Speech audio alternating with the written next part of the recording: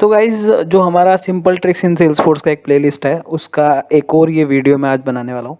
तो इसमें मैं आपको बताने वाला हूँ कि हम किस तरीके से किसी भी यूआरएल को बेस64 में कन्वर्ट कर सकते हैं। और अगर आप कहोगे तो कि आप किस तरीके से अटैचमेंट कोई भी हम इमेज ऐसा अटैचमेंट सेल्सफोर्स में कैसे इंसर्ट करते हैं, तो उसका भी मैं नेक्स्ट वीडियो बना दूँगा। या फिर उससे रिलेटेड और भी कोई आपको वीडियो देखना है अटैचमेंट से, इमेजेस से रिलेटेड, तो मेरे को आप कमेंट बॉक्स में बताना। तो अभी मैं आपको बता रहा हूँ एचटीटीपी क्लासेस के बारे में। तो क्लासेस की अगर हम बात करें, these classes expose the HTTP request and response functionality. ठीक है, तो ये एचटीटीपी की जो क्लासेस होती हैं वो कि एचटीटीपी रिक्वेस्ट और रिस्पॉन्स की फंक्शनैलिटी को एक्सपोज करती हैं। अगर आप यहाँ पे देखोगे, ये मैं क्यों बता रहा हूँ, क्योंकि हम इसको यूज़ करने वाले हैं आज के वीडियो में। तो एचटीटीपी क्लास जो है, use the class to initiate the HTTP request and response. हम इस क्लास का यूज़ क्यों करते हैं, क्या करते हैं, हम उससे इनिशिएट करते हैं किसको, एचटीटीपी रिक्वेस्ट को और रिस्पॉन्स को। ठीक है, जैसे कि भी हम किसी भी क्लास को इनिशियलाइज कर रहे हैं, उस तरीके से हम यहाँ पे क्या कर रहे हैं, एचटीटीपी रिक्वेस्ट रिस्पॉन्स को इनिशिएट करने के लिए हम इस क्लास का यूज़ करते हैं। एचटीटीपी रिक्वेस्ट क्लास जो है अपनी, use this class to programmatically create HTTP request like get, post, patch, put and delete. कि प्रोग्रामिकली अगर आप कोड के थ्रू क्या करना चाह रहे हो, क्रिएट करना चाह रहे हो रिक्वेस्ट, कैसी, गेट की हो या पोस्ट की हो, पुट, पैच या डिलीट जो भी है, तो आप रिक्वेस्ट क्लास का बेसिकली रिक्वेस्ट जो आप बना रहे हो वो इसी के थ्रू बनाते हो। रेस्पॉन्स क्लास जो है, इसका हम कब यूज़ करते हैं, जो हमारा एचटीटीपी रेस्पॉन्स रिटर्न होता है हमारा एचटीटीपी के थ्रू। ठीक है, तो जो हमारे पास रिस्पॉन्स आता है उसको हैंडल करने के लिए हम एचटीटीपी रेस्पॉन्स क्लास का यूज़ करते हैं। तो आगे देखते हैं वीडियो में। तो गाइस सेल्सफोर्स में लॉगिन कर लिया, आपको कुछ नहीं करना है, एनोनिमस विंडो को ओपन कर लोगे। तो कंट्रोल+E इसका की है। तो अभी मैं जो भी यहाँ लिखा हुआ है इसको डिलीट कर देता हूँ।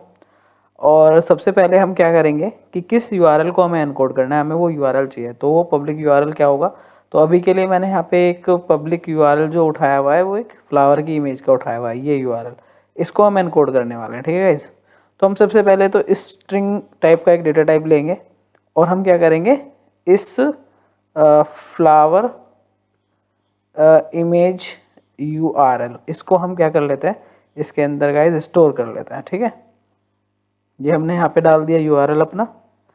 अब आपको क्या करना है, एचटीटीपी क्लास को इनिशियलाइज करना है। ठीक है, तो HTTP st equals to new HTTP. इसके बाद आप क्या करोगे, एचटीटीपी रिक्वेस्ट क्लास आप यूज करोगे, एचटीटीपी रिक्वेस्ट, किस लिए, रिक्वेस्ट बनाने के लिए, न्यू एचटीटीपी रिक्वेस्ट। ठीक है गाइस, अब आप क्या करोगे, रिक्वेस्ट बनाओगे। तो रिक्वेस्ट में सबसे पहले तो एंड पॉइंट पास करोगे, सेट एंड पॉइंट। तो एंड पॉइंट आपका क्या हो गया गाइस, ये फ्लावर की इमेज का यूआरएल।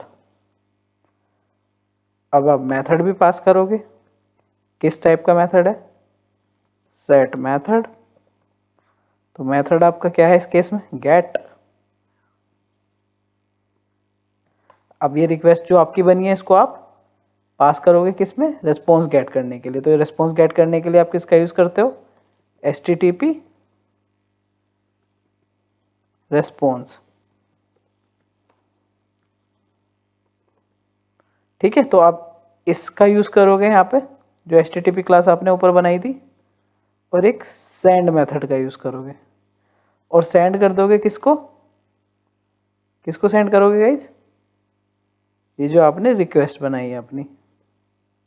ठीक है, जब आप इसको सेंड कर दोगे, अब एक ब्लॉब टाइप का यहाँ पे आप क्या लोगे, एक पैरामीटर आप यहाँ पे एक और वेरिएबल डिक्लेयर कर लीजिए, इमेज नाम दे सकते हो आप इसका।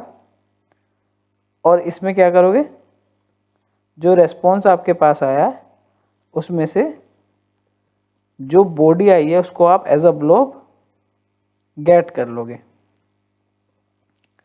ठीक है, हमने क्या करा, ब्लॉब बेसिकली इमेजेस वगैरह के लिए यूज होता है।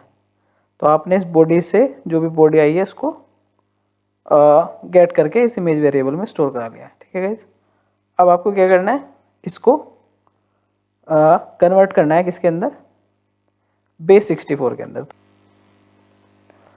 तो इसको गेट करने के लिए आप एक और यहाँ पे डेटा टाइप ले लीजिए, स्ट्रिंग बेस 64, हम इसका नाम रख देते हैं।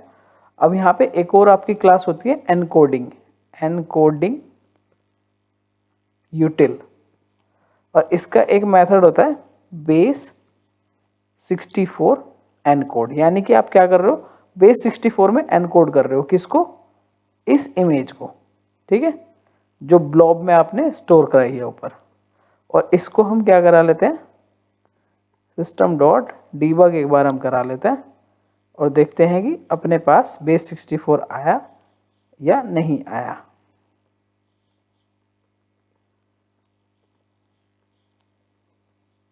इसको एग्जीक्यूट करते हैं। ओ सॉरी, स्पेलिंग गलत हो गई यहाँ पे, एनकोडिंग यूटिल, ठीक है। तो अभी अपने पास क्या एरर आया कि जो ये यूआरएल है वो क्या है, ऑथराइज नहीं है बेसिकली।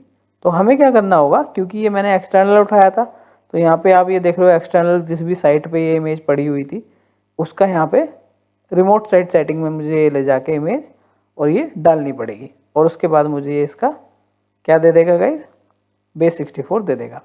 अभी मैं अपने सिस्टम की कोई इंटरनल इमेज उठाने की कोशिश करता हूँ, एक बार फाइल में जाके, हो सकता है मैंने यहाँ पे इमेज अपनी अपलोड कर रखी हो तो मेरे ये चल जाएगा। तो एक बार मैं चला के देखता हूँ, एयरलाइन ये, ओके, तो ये एक इमेज है मेरे पास, इसका मैं पब्लिक लिंक यहाँ से क्या कर लेता हूँ,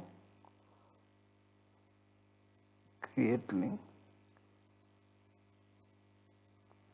इसको कॉपी करके मैं इसको यहाँ से आपसे पास करके दिखाता हूँ, होपफुली मेरा ये इस बार चल जाएगा।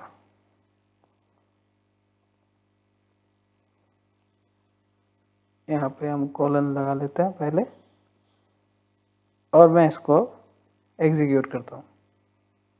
तो ये मेरा प्रॉपर एग्जीक्यूट हो गया। मैं इसको एक बार लॉग्स ओपन कर देता हूँ आपके सामने। तो ये आप देख रहे हो पूरा बेस 64 मेरे सामने उस पर्टिकुलर इमेज का आ गया। अच्छा, तो फ्लावर वाली इमेज जो मैं पहले यूआरएल यूज़ कर रहा था उसके लिए क्या था कि जो उसके अंदर यूआरएल के अंदर पैरामीटर पास हो रहे थे स्टार्टिंग में, जो वो एक तरीके से सेल्सफोर्स के लिए एक्सटर्नल साइट थी, तो उसको पहले मुझे रजिस्टर करना पड़ेगा। रजिस्टर करने के लिए यहाँ पे एक ऑप्शन होता है, मैं आपको दिखा देता हूँ, रिमोट साइट सेटिंग का।